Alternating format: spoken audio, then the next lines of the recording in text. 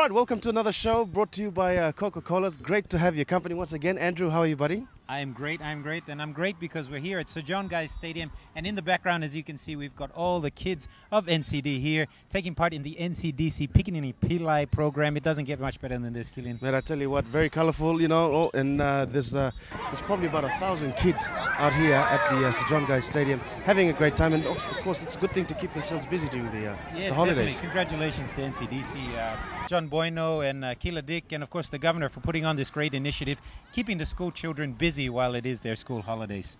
All right, we'll check out all the sporting action over the weekend in our briefs. Just quickly looking at some sevens rugby over the weekend. The Mad Guns winning over the Kimbe Rebels. Yeah, that's right. The Trans Highway Sevens tournament happening up there in Leh. And I believe later on in the show we've got Robin Terere, the organizer behind the event, and definitely a big man of rugby union over in Morabay, talking with the show on exactly how the tournament went, but also the NSL action from the weekend. That's right. NSL action, and of course the women's started their women's NSL started off over in Leh, and a couple great matches there. Of course, the men's action, just quickly, Kimbe, the Tavur team from Kimbe, got their second win of the season, defeating Well-Grace Highlanders 3-1, and FC Pom getting into some good vein of form, defeating Besta PNG in a top of the table clash 3-0, also in Leh. Congratulations to both those teams. And the women NSL matches, as we said, they kicked off over the weekend, and we had some results in those. Poro defeating Barra with 2-0. Another score of 2-0 went in favor of Ba from Fiji over our PNG champions Hekari in the OFC. Mate, you got some updates on that? Yeah, unfortunately, Hekari, they flew off to Fiji last Friday to play against Ba, and they played on Saturday. Unfortunately, the result wasn't to Hekari's liking. 2-0 going down to Ba. A goal in the 16th minute by former Hekari player Malakai Tiwa, and then in the 80th minute by Nigerian import for Ba, Sani Isa, sealing the match for Ba. In between those two goals, we had Kema Jack, unfortunately missing a penalty for Hekari that would have leveled the scores 1-1. And then again missing a golden opportunity with the open goal at his mercy, missing an opportunity. So there were some chances created by Hekari, but didn't come away with the result. They're now on to Vanuatu, where they're going to be playing Amical on Wednesday. So hopefully we can get our first win of this OFC Champions League season. The chances of qualifying to the next round, obviously very, very difficult now. Very difficult, but not mathematically. They're still possible. Of course, this year for the first time, 2 teams will be qualifying from each group. So it is still possible, but they do need to win the remaining 3 matches. 1 more coming up against Amical, and then 2 against Solomon Warriors in Honiara and back here in Port Moresby. And they've got to win with comfortable margins because of the goals that's been scored against them in the last couple of matches. Definitely, hopefully a goal difference will come into it towards the end, so it's always good to get a couple of goals to the good. Excellent. All right. Well, the big news also that happened over the weekend was the Digicel Cup that was launched last Thursday. Sporting Crew was out there, and we got to mix it with some of the big names in the game. We have an interview with the defending champions, the Agma Gurias, their captain, Ase Boas. So he had a chat with us during that launch. And of course we had a brief hello and a shake hand with a rugby league legend from Brisbane, Queensland and Australia, Petro. Yeah, got to rub shoulders with Petro Sivanasiva. He's up here as a brand ambassador for LA Sport, the company putting together all the Digicel Cup uniforms.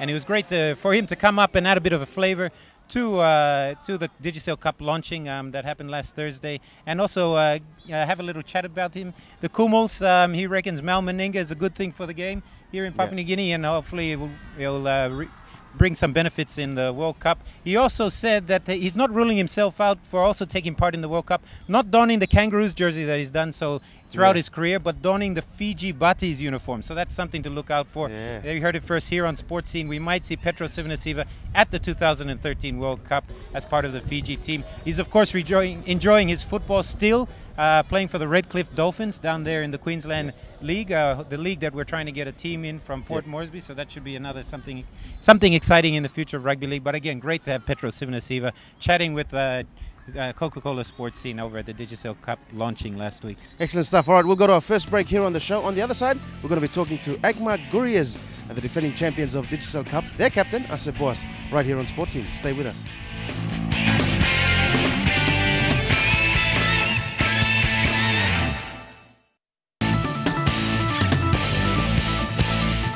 Welcome back to the show, Coca-Cola Sports Scene. And as we alluded to before the break, we have a great interview with the champion club of Digicel 2012, the Digicel Cup, and hoping to do the same here in 2013, the Agmart Gurias. Let's take a look. All right, welcome back to Sports Scene. Now we've got a special guest, and we're just jam-packed because it's a rugby league special. We've got the Gurias, Agmart Gurias captain, Asep Boas, who's joining us on the show tonight. Good night. You're right, All right. Good luck, good luck. Okay, Gurias, defending champions for 2012. What's the feeling amongst the team?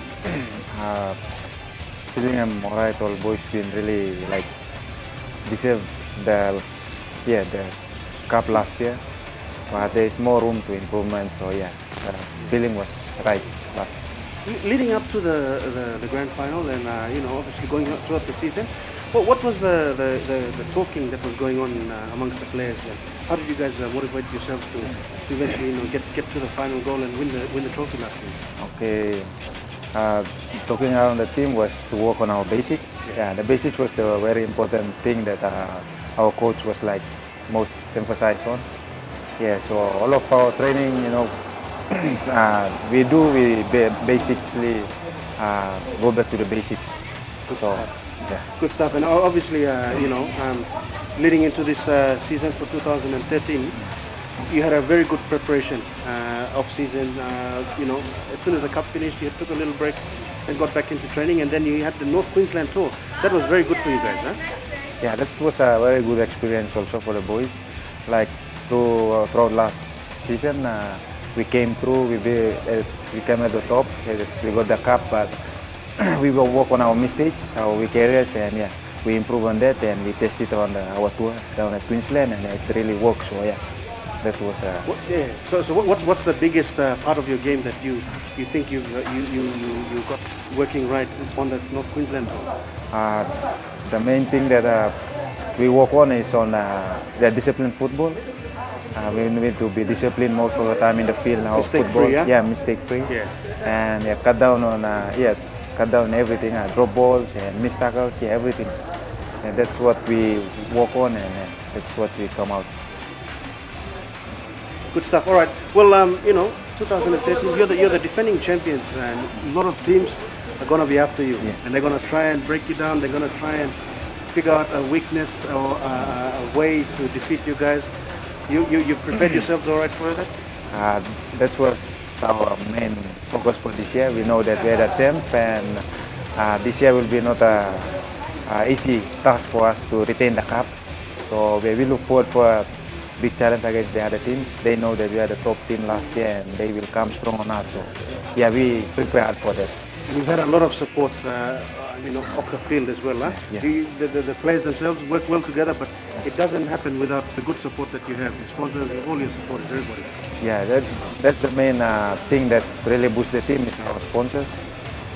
They've been really backing us up, means of ways. So that's the booster in the team. That's why we don't worry about anything. We just focus on the game and let's move forward. Excellent, good stuff. All right, well, moving forward, you're the defending champion. What's your message out to the rest of the country and the rest of the teams that are going to try and take the trophy from you? Okay, our message, we went back last year with the cup. We promised the people back at NGI, even in our own province, that that cup will be thrown into the pit of the volcano, and the other team will try best to remove from the pit. So that's our main message, and we believe we'll retain the cup. Good stuff. If you want to take the cup, you got to go right into the heart of the volcano and try to take it from them. Good stuff. Thank you very much, Asep Boas. Good luck for the rest of the season, and thank you for joining us here on Sports Scene. Thank you very much. There you have it, some great words from a very confident captain of the Agmart Gurias, champions of the 2012 Digicel Cup. Killian, what was your impression? Mate, I guess he can say that. They're the defending champions. They obviously know that everybody's going to be out for them, and they're not going to give up the title that easily. And he did say, if you want to come and get the cup, you got to come right into the heart of the volcano and steal it from us. So that's going to be a very tough challenge. And that's what Mendy Muruks found out over the weekend. In the first round, they got absolutely annihilated, 38 points to 12, I think it was the score. And a great rematch of the final, of course, rematch from of the last grand year. final. And Agmart Gurias again just sending a message to all the other teams. out there in the Digicel Cup that they mean business this year.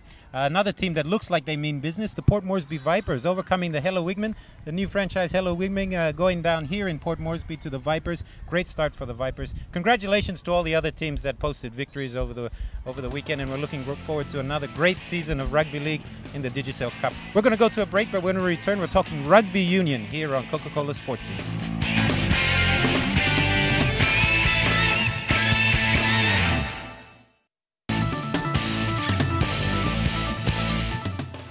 All right, welcome back to the show. Now it's time to talk rugby union, and we've got a little story here on what happened over in Lae over the weekend, courtesy of our good friends up in Lae, Edwin Fidelis. So here it is.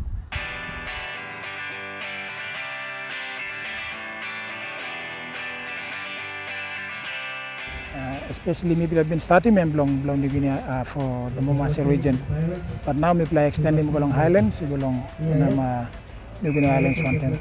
But it's good to see the all outside team come. We got 16 teams participating in this tournament. We got 2 from Goroka, 2 from Mendi, 1 from Kimbe, and the rest are from Morobe. 1 is from Makam, one Plalong. Also the team. So 8 teams belong Morobe Club, Morobe RFU, and 1 from Makam Sagasek team. And we have the development squad in this team too. Okay. We have a new club that's coming this year. They call them the Hope Warriors. They've done well during our 7th tournament of Morobe. But this morning, the opening rounds along these little games, and the Pool A, we got Kimber Rebels, Mendi 1, Royals, and Sagasek, most of them. So those is the pool and strong pool. We hope by this sample teams, 2 teams will make it to the cup final along this tomorrow. So all our teams, we don't have to talk too much long, but I know Kimber Rebels is one of the teams that's been defending the titles for the last 2-3 years. So I think all the teams will be playing hard to try and beat them this year. For our sponsors, we have Scrum is the major sponsor for the tournament. We got Sitokoi group of companies, Albion Engineering, Laga Industries, New Guinea Table Birds, Lay Biscuits Company, and Prima Small Goods. All that they come in kind to help us with shirts and all drinks, goods, all. And JK Tilim is coming as a late sponsor as well. So I just want to thank all the sponsors for their donation. I mean, it goes a long way helping all teams, especially coming from the other provinces and also the clubs here in Morobe. Always good to catch up with some of the administrators in our games, and of course Robin Tarrera, no stranger to sports scene, Andrew. Yeah, definitely, and good to see that the Sevens circuit has started, and it looks like there's going to be some more great rugby Sevens action throughout the calendar year, so looking forward to that as well. Excellent stuff. All right, we'll go to our last break of the show, and we'll come back and wrap things up here on Coca-Cola Sports Scene.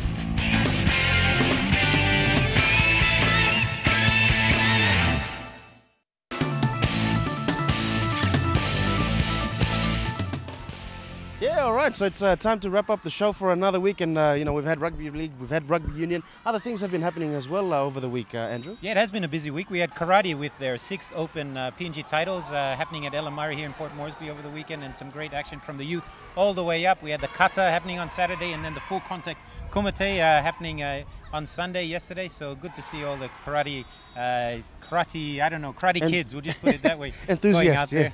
And of course, Taekwondo coming up this week. They also have their selection trials for the Wallace and Fortuna mini game. So the combat sports, very active. And it was Australia Week. Oh, it is Australia Week happening, started last week and continuing on this week. We had some Aussie Rules action over the weekend. Of course, Aussie Rules and Australia go hand in hand.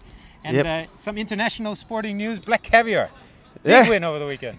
Huge, and of course, just backing up from the victory that took it to fame in the Melbourne Cup from last year. So good to see that the form is still there. The most winning horse ever, 25 races in a row. That's some good form there. I think the odds were pretty marginal. Weren't going to get much off that, but congratulations to all those punters who did back Black Caviar.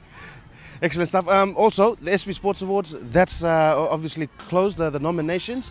Now we're into the process of filtering out and naming the finalists, and then, of course, naming of the special guest speaker that's coming here on the night on May 25th. That's right. Last Friday, the nomination period did close. The extended nomination period closed, and we had a full bucket load, a waterfall of nomination forms coming in. That's just exactly how we want to see it. And as you mentioned, it is now in the hands of the selection panel. They will be going through all of those nomination forms and coming up with the 3 finalists for each of the 14 categories. And then later on, May 25th, the presentation night, where we will be announcing the winners of each of those categories. So looking forward to that. And of course, an announcement on the special guest speaker that's going to be happening very shortly. So of course, you'll hear it here on Sportscene. And we certainly will get an opportunity to try and talk to that person when they do get announced and when they do arrive in the country. Soon to come, soon to come. Can't Good wait stuff. Other than that, if you're going to be playing sports, Andrew, the rest of the week, Hikari back in the midweek action against Amical on Wednesday. So looking forward to a good result this time around, and then on the weekend against Solomon Warriors in Honiara. So fingers crossed for some good results. NCDC Pikanini Pillai program. It's going off here at Sir John Guy Stadium. Kids, if you got nothing to do and your school was invited, make sure you get down here and take part in some great sporting action. Killian, I know you're going to be doing some great sporting action throughout the rest of the week. Great pool, snooker, that's it. Great stuff as well. That's happening just across the road. All right, well, if you're going to be playing sports, do play hard, play safe, but most of all, enjoy it. We'll see you all next time here on Coca-Cola Sports Scene. Good night.